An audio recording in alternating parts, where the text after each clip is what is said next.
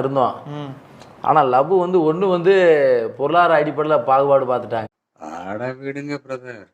அந்த காதல் வந்து போச்சுன்னா கவலைப்படாதீங்க. ஏன்னா அது பொருளாதாரத்தை வெயிட்டு பார்த்து ஒரு கணக்கு பார்த்து பண்ண ஒரு காதல். அந்த அது வந்து கணக்கு காதல்.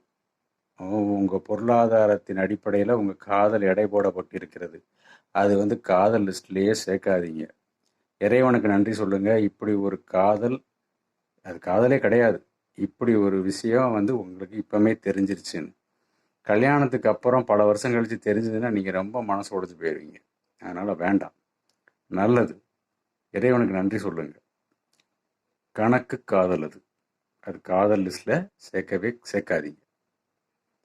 கணக்கு பண்ணி பண்ணுற காதலும் கணக்கு பண்ணி பண்ணுற கல்யாணமும் காதலும் அல்ல, கல்யாணமும் அல்ல.